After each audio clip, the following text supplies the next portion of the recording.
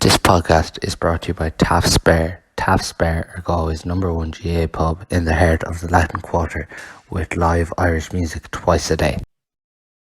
After much controversy in our first episode of the Power Rankings, we're back with episode 2 of the Galway Senior Football Championship Power Rankings. Barry, how have the DMs been? Yeah, I was saying to you off air there, Paul. I felt a bit like Ryan Tubridy over the weekend. All the Twitter coverage I was getting, and thought I was going to be cancelled for a while. Former inter-county greats calling for my head. I was just waiting for Eddie Hoare to have a diktat from City Council to say I was never allowed inside the boundaries again. But yeah, we got through the weekend and we'll live to fight another day. But look, in fairness, looking back on it, I suppose I probably just horsed all of the teams that maybe I felt weren't going to get to the business end of the championship, and St. Michael's they do deserve to be higher up the table than I had them. So officially, if I caused anyone any sleepless nights or offence, apologies on my behalf. But hopefully tonight we'll have it rectified. Yeah, that's the most club that seem to be annoyed by the position in the first episode. Yeah, Barna. I think Barna mightn't have been too happy either. But again, like I did say to you, that kind of cohort group around the Cullinane and Barna Downs, those teams, I didn't see a team really jump out of the pack to go ahead, and I didn't put a huge amount of thought into exactly what position they found that they were in. I know Barna won Division 2, which I think was the issue that an unnamed Twitter source had with my ranking of them. But they've been in a couple of relegation battles recently, and they went to score that was a 1-8 against Cullinane. And I obviously have Cian Hernan and Sean Fitzgerald, brilliant players. But I just think they lack a bit of firepower up top, and I think that'll ultimately that'll be the reason that they probably won't challenge the top 6-7 teams in the county. Before we do get into the power rankings from 1 to 17, Barry, what did you make of the opening weekend? Are you already feeling there's a gap between? I think so.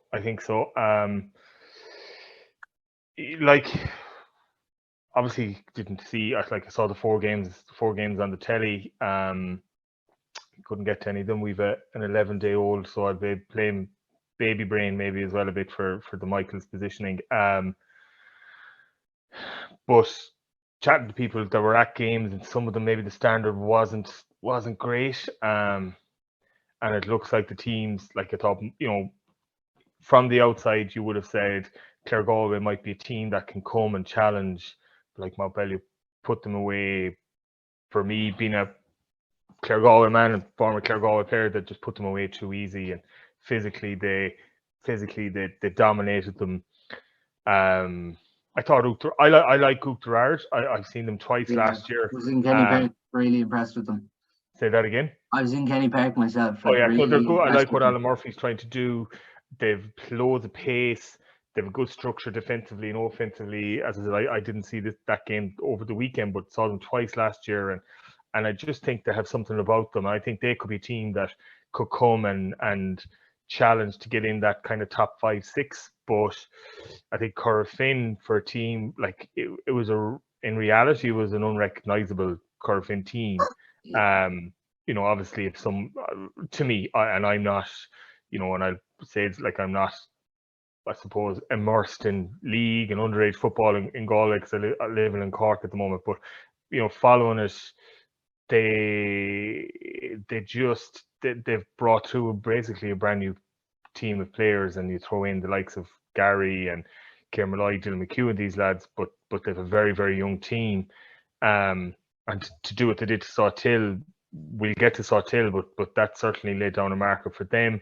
Moycullen really, really impressive against Spidgel, but you'd wonder, on Spidgel's management, is when they're looking at these games in the group, are they targeting certain games to get really, really up for, and do they maybe feel that there wasn't a huge amount of point in expending a massive amount of mental energy in getting to the pitch of the Moycullen game, and they took a fairly good hit. And I was really, really impressed with Mount Ballymaloch. Physically, just they're very, very strong. They've loads of players like James Foley. To me, I know down a few bodies as well. Down a few bodies, but like if you look at James Foley, like to me, I know he's let go from Galway, and if Corey Joyce was on here, he could give probably 10, 15 reasons why he was let go from Galway, because we don't see training Tuesday, Thursday, we don't see the challenge games. But just looking at it as a complete outsider, he's a guy that has loads to offer, and I thought he was excellent. So I think we didn't see Tuam, so it'll be interesting to see what they can do back up their league final win. But I think there's probably a gap. There's certainly probably three. I think that there's definitely three tiers of Galway Championship. There's the top four, throw Tuam into that. There's then that Uachtaráir, Moycullen, Barnet, Cullinane, that kind of a group, and then you're looking at maybe 3 or 4 teams at the bottom that are going to struggle, and with 2 teams going down this year, that could be an issue. Now, to me, just as a complete adjunct to that, is I think 16. I think if you're, by my reckoning, Paul, you probably know better, 4 groups of 4 is probably what we're looking at next year. To me, that's not fair. That's 3 championship games for a club player. And if you're looking at, trying to develop players in clubs and keep them interested, if you don't come out of your group next year, you get 3 games. So this weekend, 2 weekends time, you have another game, and 2 weekends after that, you have another game. So in 4 weeks, in a month, basically, you have your championship played off, and you don't play again for nearly the guts of a year. I know you have a league, but in terms of championship, where guys really need to perform, to me, they should have kept it at 18, if at all possible. You'd have 3 groups of 6, and each club would get 5 championship games. But look, that's, again, if Paul Bellew was on here, he'd give me 10 reasons to say why we couldn't do that. But just looking at it from an observer's point of view, I think they should have kept it tried to keep it at 18, if at all possible. Yeah, I actually think the structure we have at the minute's very good, particularly when you're talking about them top 3 teams that we've seen at the weekend. We're going to get into the power rankings here. I'm just going to share the screen and get into this week's here we go. Power rankings. Can you see that now, Barry? Not just yet, Paul. Okay. 1 second. I have them here anyway, so I can. Yeah.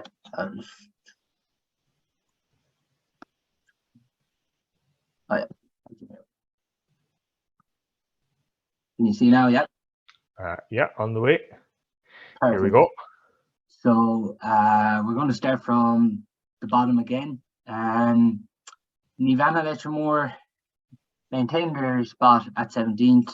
Barry put up a fight to Milltown in the end, losing out 11 points to 9. But you still haven't really seen enough over the weekend. You still feel they remain in that spot? I think so. And like, again, Jesus, what I would hope is that no club is looking at this thinking I'm trying to, to 17th places, someone has to be 17th. And just at the moment, I would say that they're probably the lowest ranked team, but what they did with Milltown, they were good. They were a good bit down. They were a good bit down, but they fought back, and probably Milltown would feel that they were lucky in the end to come away with it. I think Letchermore had a couple of chances to maybe draw the game, so they'll certainly take great comfort from that they didn't get, Milltown or Division 1 team, that they didn't get overawed by that. But I still just think at the moment, again, maybe a bit like other teams, just a lack of forwards might catch them at 9 points. It's just not enough to go and win games, and they'll come up against better teams. But to me, yeah, they operate the lowest spot at the moment. Yeah, there was a red card, I know, at the end of that game for one of the Letchermore players, so it'll be interesting to see there. I'm not sure was it a straight red or 2 yellows now. I wasn't at the game myself, so it'll be interesting to see what that was there. 16th Casran, they're back one place. To be honest, being in Kenny Park at this game, Barry, Uhtred led 12 points to 2, and they went to 11 points to 2. Casran's points didn't come from play at all, so they got 3 late goals. It was a late surge, but up to that, it was a struggle. Now, the one thing I would say about Casran, they are trying to give young lads opportunities this year. They probably don't really have any choice as well at the same time. Keane Darcy and Oisin O'Brien, we touched on it, they're just 2 big, huge losses. And just, that not scoring from play, I think it was 56 minutes before they got a score from play. If I could be wrong in that, but I think it was. Yeah, 3 goals in a row, really. Yeah, so, Uachtarard, we'll go further up the table, but they play a nice brand of football, good players that I was lucky enough to have Eric Lee in freshers in NUIG and at under 21 level, and like it's probably maybe a county senior panel, maybe a little bit. He hasn't made the breakthrough yet, so he mightn't get there. But to me, it was a missed opportunity. I think he'd loads to offer, pace, big strong fella, great runner with the ball, can kick frees off the ground. I think he's an awful lot to offer, and obviously the Tierneys, Niley, Eddie O'Sullivan, so they have a good structure, and I think Alan Murphy's a good manager. So yeah, they put Carlos Strand to the sword, probably a lot easier than the scoreline suggests, and I just think that Carlos Strand could come under pressure. Going down the stretch, I just don't think they have. I don't think they have the firepower to get them to push on from that relegation battle. And if they've Barn and ex-Barn, I'll fancy their chances in that one. Salthill they have next, Casran. Is it okay? So yeah, sorry, Salthill next. So Barn have Uachtarard, yeah. So Salthill next, and Salthill will obviously be hot favourites with that, and that gives them no points after 2 games. So it could be a struggle for them. Yeah, no, they are really trying to give young lads opportunities this year. Casran seems like Keane Malloy, Adam McGrail, young players they're getting their chance. They'll be massively keen now to try and get Alan Morris back at some stage, which would definitely strengthen them. Dunmore, we kind of shouting for Dunmore at the end of this one. Well, I had a Twitter reply written, and I just saw the goal then, and I was like, oh Jesus, that puts, but no, they thought Dunmore put up a big fight and tried, and again, I've been back 15th, but Dunmore played Clare Galway, Milltown, St James's, and a down at Spiddle next weekend.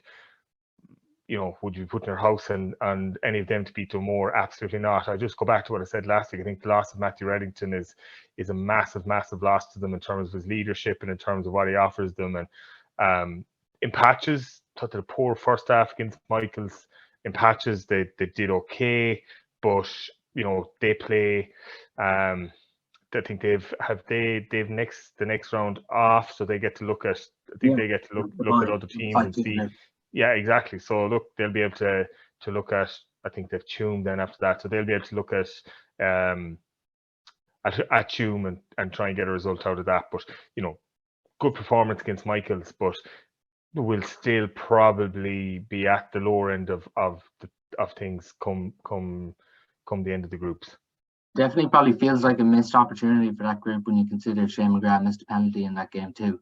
Yeah, absolutely, and the goal at the end was just a bit sloppy. So missed opportunity, but they probably would they have seen Michaels as probably their best chance of getting points. Maybe they'll probably look at Clare Galway after the weekend and say, yeah, we could take them, but they would probably Tuam Stars, Mountbelly, Moylaw, they would certainly fancy their chances against Dunmore, which would mean that they could struggle to get a couple of points on the board.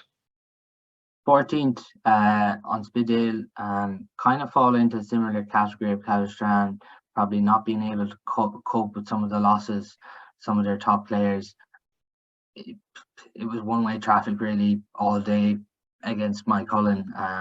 Moycullen got a run on them, and more depth and everything. They just really did struggle, and you probably do expect them to be in this category probably for the majority of these power rankings. Yeah, well, they've Milltown in their next one. Like, Milltown certainly didn't set the world alight against Lettermore. They got the win, so they'll be saying, look, why are we ever going to get points against Moycullen? Probably not. So maybe their management were saying, look, let's not invest heavily on the mental aspect of this, getting ourselves up for Moycullen when there's other games that we could possibly win and we can't get up for every game. So they'll see St. James's, they'll see Milltown as opportunities to go and try and get points, because that group is certainly wide open, and I think that they'll they'll fancy their chances of taking some points. I just don't know where right now, but that group is so open in terms of outside of Moycullen, St. James's, Lettermore, Annadown, and Spidgale and Milltown. Like, I have all of them in the bottom, nearly outside I've all of them nearly in this bottom half of it. So there's loads of competition. Any team could come out of it, and that'll push them up the power rankings after that. Yeah, it does feel like that group, you're going to have like the majority of teams beating each other, and like score difference could easily come in between all of them as that group progresses. Yeah, absolutely. Wasn't a good day on Saturday for my own club, Annadown, in 13th place, back 3 places. And again, justified. Look, for the nature of this, there's no point in us coming on here and just keeping the same 17 places and not having a discussion on it. And the down people, as I said to you, I've a lot of relations in Annadown and would have huge respect for what they do as a club. It's a brilliant traditional club, constantly producing brilliant footballers, but just at the moment they're under a bit of pressure, and like 7 points to 2, was it, in the second half? Well, say that again. It finished 1-4 to 8 points. Annadown scored 1-1 from play. It was 1-3 to 3 going in at the break. Annadown got the 3 points from Damien Comer freeze, yeah, and then Enda Malarkey plays a ball outside the boot. Comer wins it on the edge of the square, and they get a goal. And you're almost thinking there was nothing between the sides in the first half, but you're almost thinking that score could be critical. And then James has really landed down in. Terrific character, I must say, shown from James at the weekend. Then it's 1-4 to 8, and Annadown get a fortunate enough opportunity at the end. Now it's a close enough range in free, but the wind in Athenry was very strong, so Damien Comer had to try and hit it with the outside of his boot, and it just tails out wide. But in the end, like, they can't really have much complaints. Like, if you score 1 point in the second half, you don't deserve to win much championship games. No, absolutely. And they fall into that same position as on Spidgale. They play Lettermore next. They'll fancy their chances in that one. I think just if they can get, obviously, I'm certainly not going to get any awards for a massive tactical nuance here, but if they can get enough ball into Damien Comer, he will cause Lettermore all sorts of problems, and then they just need to get everybody else putting in a huge shift to make sure they don't concede at the back. They can break even around the middle of the pitch and get enough ball in there, but they'll fancy their chances of getting points there. I would imagine Moycullen would take the points in that one, but Annadown then will feel that they can get games against, or get points against Spidgale and Milltown. So there's still absolutely loads and loads to play for in that group. But just after last weekend, Annadown would feel that that's not a performance that would deserve to be in a quarter-final stages of a Galway Championship. James are up 1, as I mentioned there. Their victory over Annadown. Jack Nolan was really impressive for St. James. Got the majority of the scores, but like we talked about inconsistencies in the past for James's, but I think this was a bit of a significant win, considering like they left the likes of Owen Cannon on the bench. They went with a lot of youths this year, playing with Johnny Duane and Paul Conroy and Aaron Connolly. But besides that, the team is very young, and they showed character to coming back in that one. Yeah, absolutely. No, you Johnny Dewan to me is an exceptional character, an exceptional leader of that St James's team, along with Paul Conroy. Obviously, that's stating a fact. So they have two guys there that they can, we'll get to Claregalway, like what Claregalway would do for Johnny Dewan and Paul Conroy to say, look, I'm teaching out here, lads. I think I better throw my lot in with Claregalway. So if you're watching Paul, I think it'll be a wise thing to do. But if Johnny Dewan and Paul Conroy, go to any other club, particularly somewhere like Claregalway, then it pushes them on a huge amount. Sam O'Neill, exciting prospect. They've done well to, I suppose, weather the storm of the relegation final last year. They've invested hugely in underage football up there, and they're reaping the rewards of it. And again, I don't think they expect themselves to see them at the, certainly not at the semi-final stage. They'll be delighted if they get to a quarter-final stage, but it's about just maintaining where they are for a year or two. So it gives those young fellas the chance to get a real feel for senior football and what it takes to go and win games. Yeah, Moycullen up next for them, so that really feels like a vital victory for the Merview Bay side at the weekend. Milltown are back 3 after defeating Letchermore by 2 points. Yeah, I think they'll be. I'll be getting a lot of. I think they're the ones now that'll hit me on Twitter. The scans will be all out for me this week. But yeah, I wasn't from. I didn't see the game, but from what I heard, not overly impressive. Now they could argue Claregalway got a good trimming and we won our game. How are we behind Claregalway? And that would be very, very very, very valid argument as well. But look, I don't see them in the top 8, and I suppose I would be hoping that Claregalway might be able to push on a little bit. So I think James or Milltown would still cause teams in that group, because it is so open. They could still see themselves coming out of it, but I just don't see them troubling any of maybe the top 5 or 6 teams. They're going back 4. Now, this is one you've put them back, and you're critical of them as an ex-player. But considering the absentees, Jack Lynn, Nathan Granger, all these players to come back in, you still feel they're at 10th place and back four places at the minute in the Galway Power Rankings. Yeah, I wasn't impressed with them at the weekend. I was hoping that, they're a well-established senior team now at the moment. They have some really, really good players. I just thought they never really fired a shot at Mountbelly Mylaw. Jack Lynn will come back and he'll add a huge amount, but defensively, now he will give them a little bit going forward as well. And they'll need to get more ball into Nathan Granger. But I thought physically, in terms of fitness-wise, I didn't think they were at it. Like they lost 2 hamstrings really, really early in the game. Couple of guys back. I just felt, maybe I'm hypercritical. I just felt some of the stuff didn't look like a senior football championship contending team. Guys back from America a couple of days before the game and playing, and it didn't really look to me like they were a team that were going in the right direction, and that's a pity.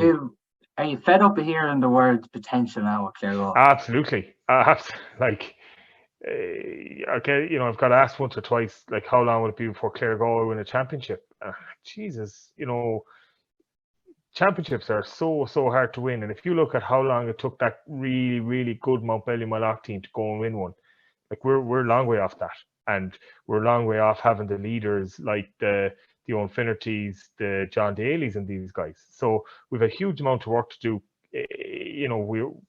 Everything that's been done in Claregalway is absolutely hugely positive, but we just need to go and try and develop a culture of hardness, toughness, that's able to go and win these games that are tight battles, and try and get ourselves into a position where we can have a cut at the top teams. But at the moment, I would just feel that we're not, and which is a big pity, but there's loads of potential to go and improve. We'll move on now to the next slide. This is from 1 to 9. You can see the 1 to 9 there, Barry? I can. So 9th place, St. Michael's.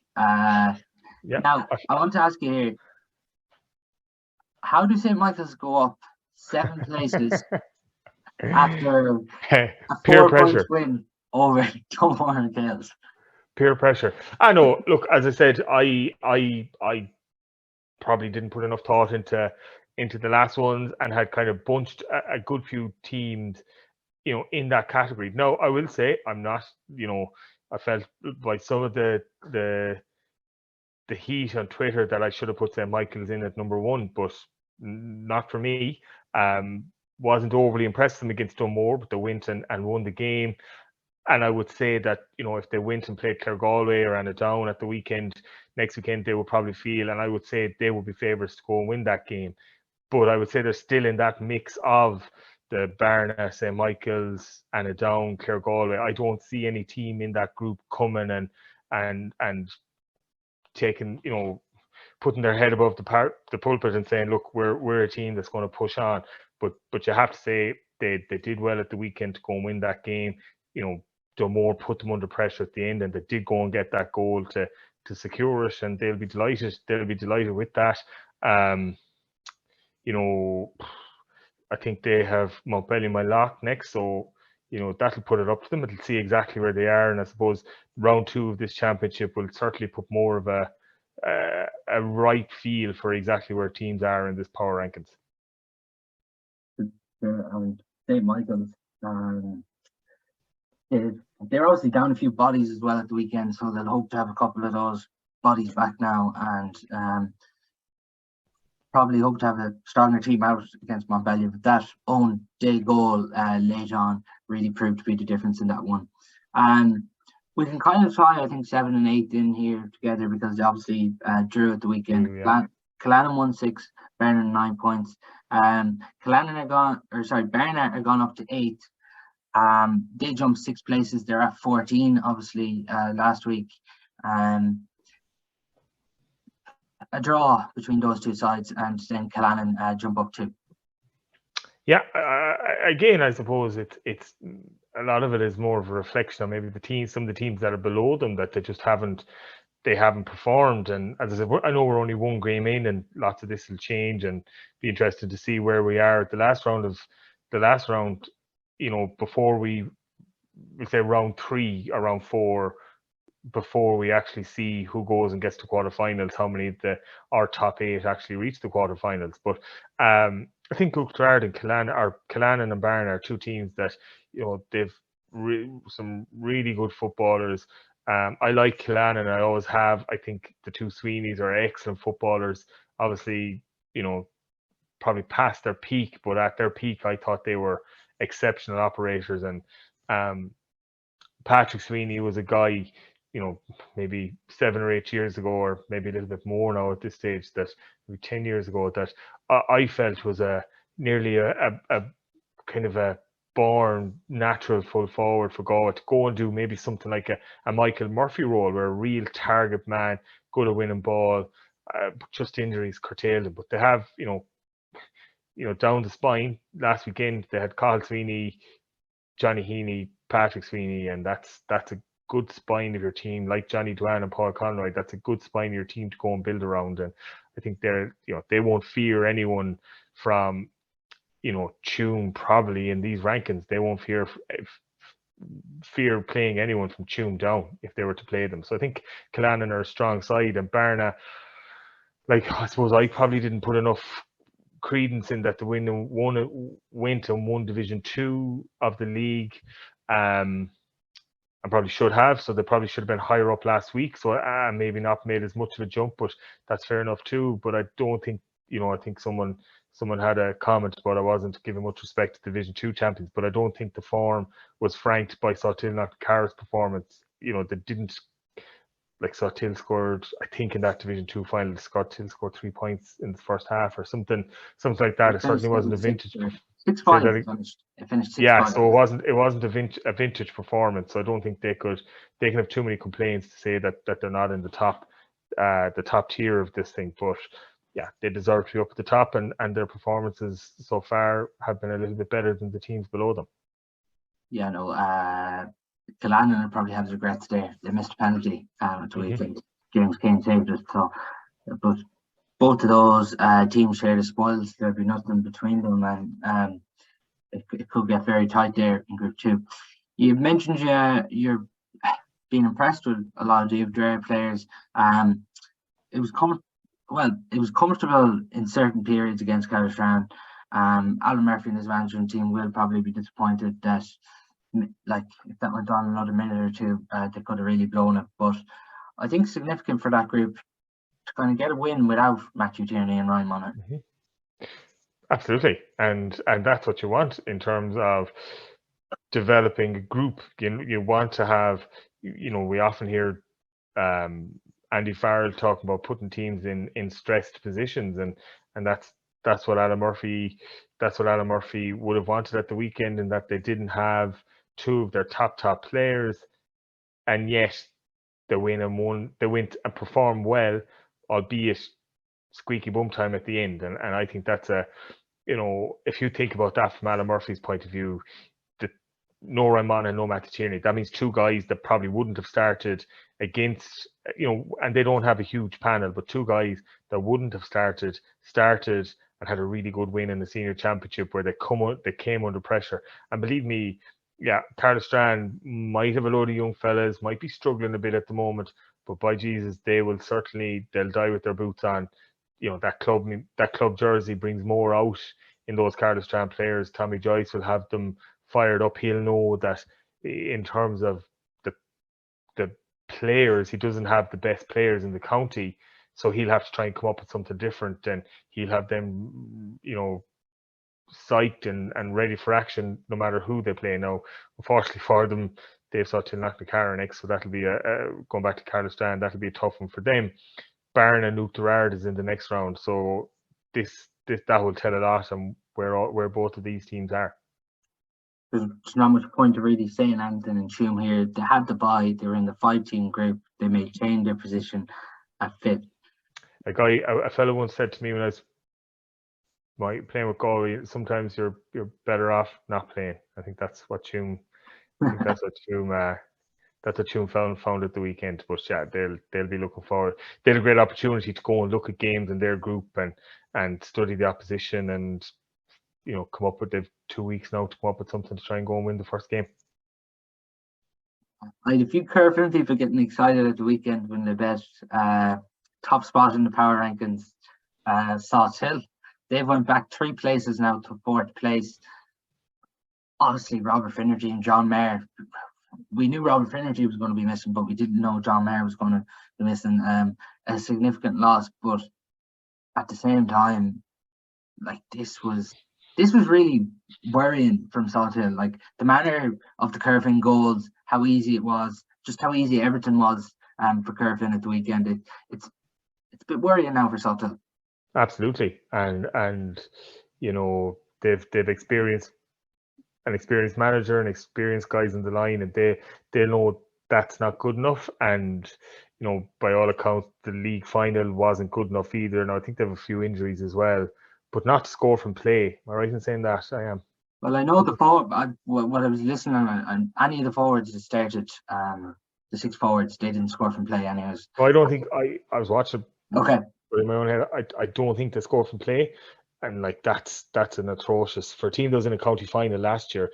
No matter what you are, like when we spoke about Matthew Tierney and Ryan Monaghan being down for Nuke Derard, like the fallout from them being missing from Nuke Derard is far greater than the fallout from John Maher and Rob Finnerty being missing from Salt and Knocknacarra, because they should have the players to go and fill those. Not the same quality, but they should have it. So, absolutely, I think deserve to go from 1st to 4th. Really disappointed with the performance. They've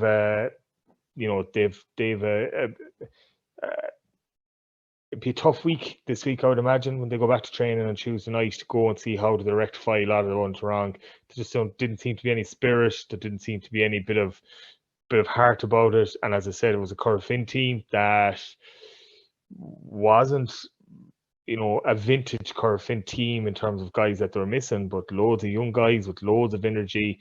Kevin Johnson putting a stamp on it, and he'll have been absolutely delighted to go and turn over Salt and Knocknacarra and no better feeling for him, I'm sure, than turning over his own home club and saying, here, look, this is what I can do. Yeah, I'm really disappointed there from Salt Hill, and you really feel now they're going to be out. Really trying to prove a point now for the rest of the championship. Third place, Montbellew, up one place, go from fourth to third. You mentioned already, you were really impressed with them against Clare Galway. Yeah, absolutely, and that could be switched. Like, they could be second, Corofin could be third. There's no,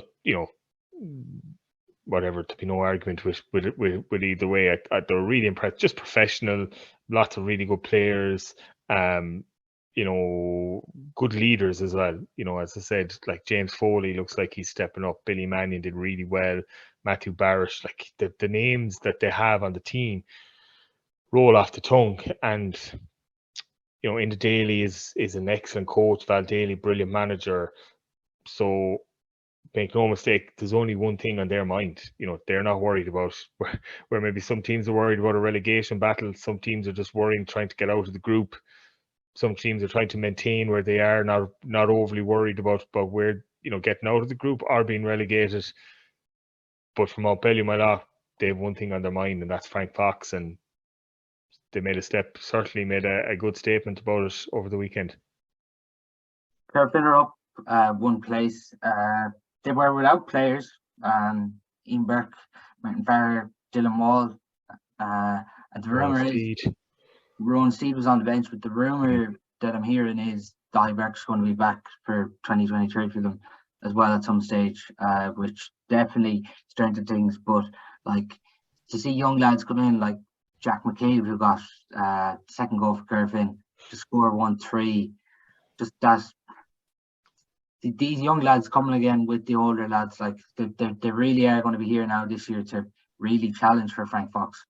Oh yeah, absolutely. And like, I thought Liam Silk was just exceptional again, and like Tom Cullinane certainly won't be wanting to face Liam Silk again in a hurry. Like, he's just so athletic, so good on the ball. His goal was excellent, and Dylan McHugh, excellent. Kieran Malloy looks like he's coming back into a bit of form, but Dylan McHugh's moved to midfield as well, by the looks of it. Kieran Malloy's. Was it Dylan McHugh who's midfield? Dylan McHugh, apology. Yeah, well, I think I flagged that. I think he offers a lot there, particularly for Corofin. Like, he's loads of energy. He is strong. He's good in the ball. He's defensively good, offensively good, and I think he's born for that position there. Up top, I would be a little bit worried about, if, say, Ian Burke, we've heard rumours that he mightn't feature this year. I think, like, looking at it, it's hard to look, on stream, but it looked like Carl Silk was 11 and Gary was 14. I'm not sure that's... Dar Silk 11, was it? Or Dar Silk 11. Like, I'm not sure that's an 11-14 winning championship. Dar Silk's a really good footballer, but I think he may be more of a finisher. So it is difficult to know how good Corofin were and how bad Salt Hill Knocknacarra were, but they won't be worried about. They had to go and do a job. They did it, and rightly pushes them up one place. Moycullen then at top spot.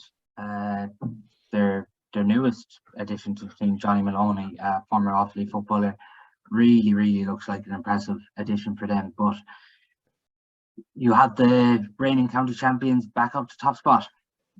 Yeah, and deservedly so. Now, again, as I said, I don't think Unspidgel put up a huge test for them. But everything that they were asked to do, they went and did it. And as you said, Johnny Maloney was excellent. Thought Aidan Claffey was really good.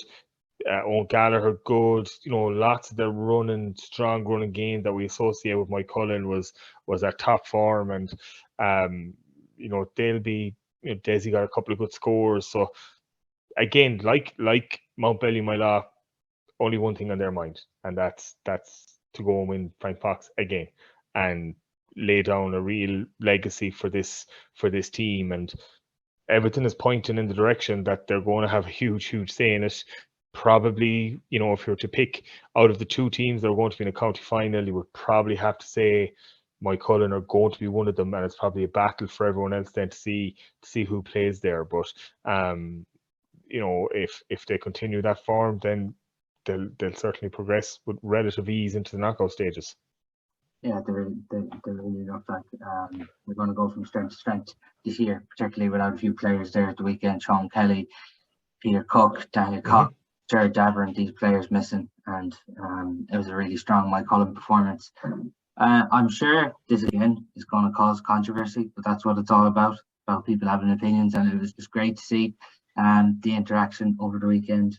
For next week, it'll be the intermediate power rankings. So that'll be interesting now to see what kind of traction we'll get from a few clubs we haven't heard from. I'm sure we'll get to hear from them, but there'll be no senior obviously because positions aren't going to change. That'll be after round 2. But that's all on our power rankings for today.